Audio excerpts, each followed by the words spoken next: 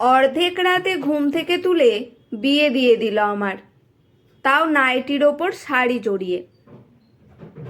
আর নাকি সময় ছিল না, লগ্ন পার হয়ে যাচ্ছিল। সকালবেলা বাবার জন্য রান্না করে কলেজে যাব ভেবে রাতে শুয়েছিলাম। 2টোর সময় আমাদের এক প্রতিবেশী ঠেলে তুলে হেসে বলল, মানা, তাড়াতাড়ি ওঠ, আর ঘুমোতে হবে না, তোর বিয়ে। সেই রাতেই আমার বিয়ে হলো মালদার গাজলে। পাত্র BCS, ডি গ্রেড অফিসার। যাকে সে আমাদের গ্রামে বিয়ে করতে এসেছিল, সে তার মনের মানুষের সঙ্গে শেষ বেলায় নাকি পালিয়েছে। আড়ংঘাটা থেকে গাজলে 7 ঘন্টার জার্নি। পথে সে আমার সঙ্গে একটিও কথা বলেনি, আমিও না। শুধু 2বার থাকতে না পেরে বলেছি ওয়াশরুম যাব। বরের নামটা পর্যন্ত জানি না, জানার চেষ্টা করিনি। এখনও কেমন যেন ঘোরের মধ্যে আছি, যেন স্বপ্নের মধ্যে ভেসে বেড়াচ্ছি। কিছুই বিশ্বাস হচ্ছে না। লোকটা এতটাই সুন্দর, হ্যান্ডসাম, বারে বারে মনে হচ্ছিল গলাটায় টিপে দিই। ঠোঁট দুটো যেন ছড়ানো কমলা লেবুর কোয়া, লাল টকটকে। যাকে বিয়ে করব বলে বেচারা সেজেগুজে এসেছিল, স্বপ্ন দেখেছিল, মোবাইলে ঘন্টার পর ঘন্টা গল্প করেছিল, তাকে না পেয়ে সদ্য বিবাহিত পুরুষটি কেমন যেন দিশেহারা। এমনটা হবারই কথা, যে কোনো ছেলেরই হতো। কেন জানি না মাঝে মাঝে আমার মায়া হতে লাগলো। আহারে, কাকে বিয়ে করতে গিয়ে কাকে বিয়ে করে মনমরা হয়ে ফিরছে। কদুবাড়ি মোড়ে এসে বর যেন আমার গা ঝাড়া দিয়ে উঠল।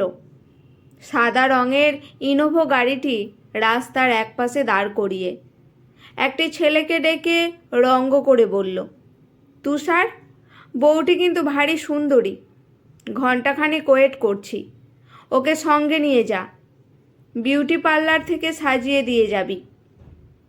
পেছনের গাড়িতে বোন আছে, ওকেও নিয়ে যা। ম্যাজিকের মতো কাজ হলো দেখলাম। 8-10 জন লোক ঘিরে ধরল আমাকে, নিয়ে গেল বিউটি পার্লারে। আমাদের ফিরতে আধ ঘন্টা লেট হলো। ননদটি আমার ভারী সুন্দরী এবং মিষ্টি। কি সুন্দর কথা বলে, কি অমায়িক ব্যবহার। সে খুঁটিয়ে খুঁটিয়ে সমস্ত দেখে শুনে তারপর পার্লার থেকে বের করলো। ফিরে দেখি বরটি সেভাবেই বসে আছে। বোনকে দেখে প্রায় চিৎকার করে বলল, কাকে আনলি রে তুবড়ি, এ তো স্বর্গের অপ্সরী। এই কমপ্লিমেন্ট যে আমার কি ভালো লাগলো বলে বোঝাতে পারবো না। তুবড়ি দাদার কথায় কান্না দিয়ে শুধু বলল, তাড়াতাড়ি চ, খিদে পেয়েছে। লুকিং গ্লাসে আমাকে দেখে আমি চমকে উঠলাম। সত্যি সত্যি এবার বউ বউ লাগছে। এক ঝটকায় যেন অনেকটা বড় হয়েছি আমি। এখান থেকে গাজল অনেকটা। পথে যেতে যেতে ড্রাইভার দাদা বলল, বৌদিমা, মা কিন্তু খুব অসুস্থ, ওনার একটু সেবা যত্ন করো। বুঝলাম ড্রাইভার পর্যন্ত বাড়ির মালকিনকে মা বলে ডাকে। তিনি যে অসুস্থ প্রথম শুনলাম।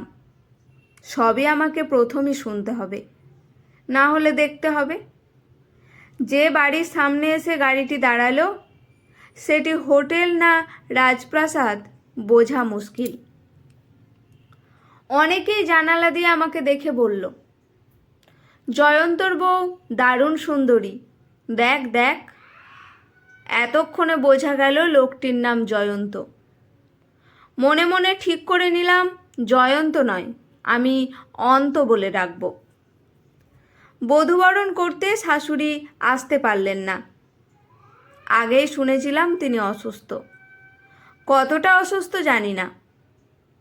একবার অন্তকে আসতে পারতেন, কষ্ট করে হলেও আসা উচিত ছিল। আমি আর অন্ত শাশুড়ির ঘরে এলাম। পিছে পিছে এলো একগাদা আত্মীয় স্বজন। এদের চালচলন, পোশাক আশাক, হাবভাব দেখলেই বোঝা যায় বেশ বড় ঘরের। শাশুড়িকে দেখেই আমার হৃৎপিণ্ড কেঁপে উঠল।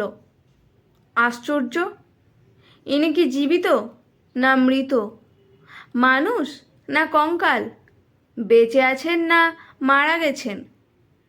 একদম বিছানার সঙ্গে মিশে আছেন কেন? সাদা পোশাকের নার্স দূর থেকে নমস্কার করতে বললেন। অন্তর দেখা দেখি আমিও দূর থেকে নমস্কার সেরে বেরিয়ে এলাম ঘর থেকে। এমন মানুষ আগে কখনো দেখিনি। কি এমন রোগ যে জীবিত অবস্থাতেই নরকঙ্কাল? চোখ দুটো ঠিকরে বেরিয়ে এসেছে বাইরে। দাঁতগুলো কেমন ভয়ঙ্করভাবে উঁচু হয়ে ভয় দেখাচ্ছে। বীভৎস। জানি না কতদূর জয়ন্তর পিছে পিছে হেঁটে যেতে পেরেছিলাম। কখন যেন ভয়ে আতঙ্কে মাথা ঘুরে পড়ে গেছিলাম, জ্ঞান হারিয়েছিলাম। জ্ঞান ফিরলে দেখলাম তুবড়ির কোলে মাথা আমার, চেয়ারে একজন ডাক্তারবাবু। অন্তত 15 বউ ঘিরে রেখেছে। খুব লজ্জা করতে লাগলো।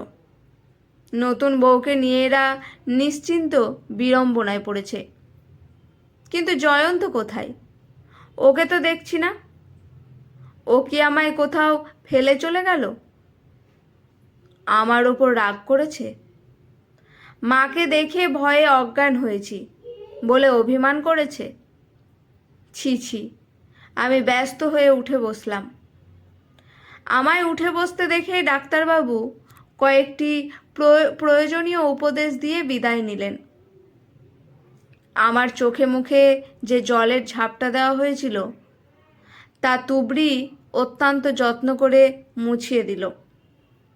তারপর বলল, কী রে, মাকে দেখে ভয় পেয়েছিলি? ভয় পাস না, মা খুব ভালো।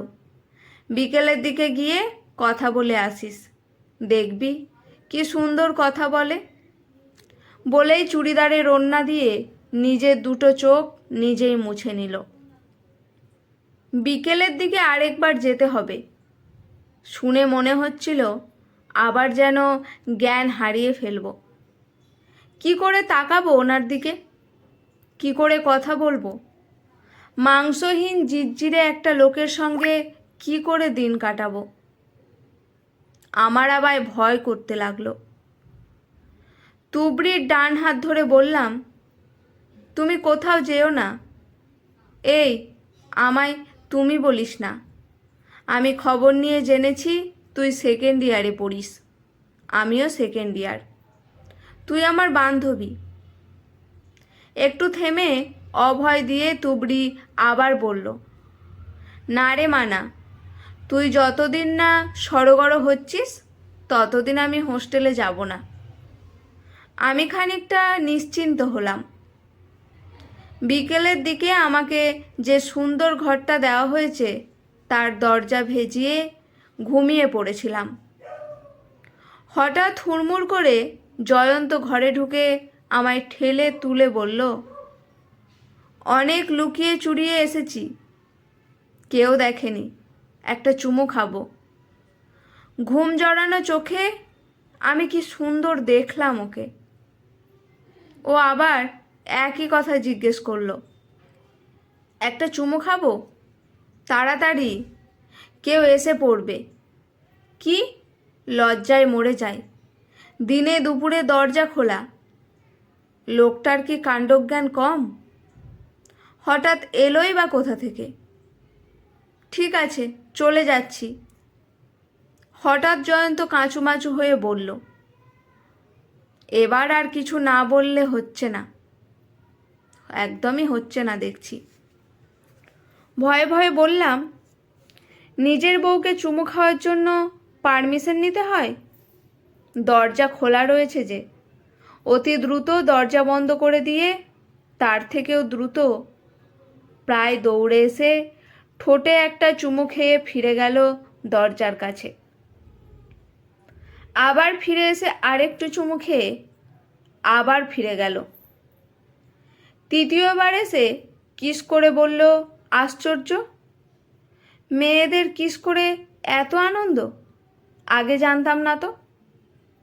ঠিক আছে, পরে কথা বলবো, অনেক কথা বলবো বলেই ঝড়ের বেগে বেরিয়ে গেল। কোনো পুরুষ আমায় প্রথম চুমু খেলো, কিন্তু বিষয়টা এত হুটোপাটি এবং আতঙ্কে হলো আমি কিছুই অনুভব করতে পারলাম না। ওই বা এত অস্বাভাবিক আচরণ করলো কেন, বুঝতে পারলাম না। অন্তত আরও কিছুক্ষণ আমার কাছে থাকতে পারতো। আমার কেমন এলোমেলো লাগলো।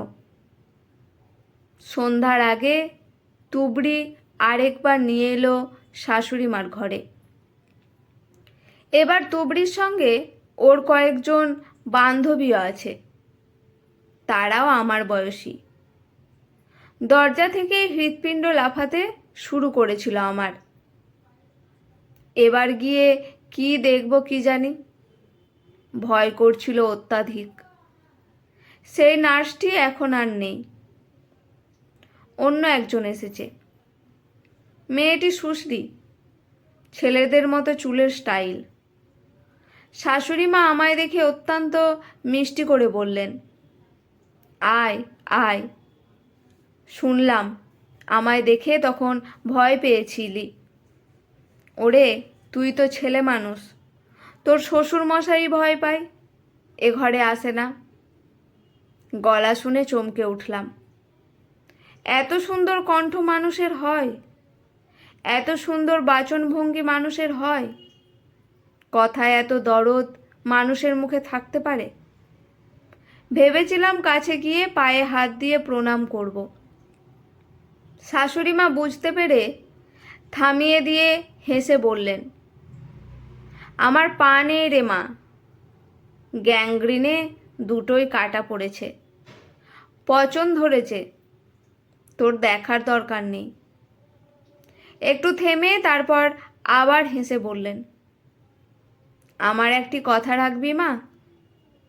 তোকে দেখে আমার খুব ভালো লেগেছে, তোকে বলা যায়। ওনার কথায় অন্তরটা ভিজে গেছিল আমার, চোখে জল এসে গেছিল। কোনো প্রকার ভ্রণিতা না করেই বললাম, বলুন। মনে হয় শাশুড়ি মার চোখেও জল এসে গেছিল। ধীরে ধীরে বললেন, তুই আর এই ঘরে আসিস না। আর এই ধর, এই কাগজে একটা কথা লেখা আছে, তোকে মুখ ফুটে বলতে পারলাম না, পারলে মেনে চলিস। ঘরে গিয়ে একা পড়িস। তুবড়ি আমাকে আমার ঘরে দিয়ে গেছে, 10 মিনিটও হয়নি। আগের মতোই হুড়মুড় করে আবার এলো জয়ন্ত। এসে চুপ করে দাঁড়িয়ে রইল দরজার পাশে। আমি ধীরে ধীরে উঠে গিয়ে ওকে জড়িয়ে ধরে বুকে মাথা রেখে অনেকক্ষণ পর বললাম, এত আবেগ নিয়ে দীপঙ্কর কি তোমায় জড়িয়ে ধরে? কথা শুনে ছিটকে সরে গেল জয়ন্ত। তারপর একটু ধাতস্থ হয়ে আবার ফিরে এসে দুহাতে জড়িয়ে ধরে বলল, তুমি আমায় ছেড়ে চলে যেও না, আমি ওকে ভুলে যেতে চাই। তুমি এ কথা আর কাউকে বলো না। বলো, বলবে না প্লিজ? আমি আর একবার ওর বুকে মাথা রেখে বললাম, না, বলবো না। শুধু তুমি তোমার কথা রেখো, ভালোবাসো, খুব ভালোবাসো। আজকের গল্পটি এখানেই সমাপ্ত। গল্পটি কেমন লাগলো অবশ্যই কমেন্ট করে জানাবেন। গল্পটি শুনে যদি ভালো লেগে থাকে, মন ছুঁয়ে যায়, চ্যানেলটি সাবস্ক্রাইব করে লাইক করে পাশে থাকবেন। ধন্যবাদ।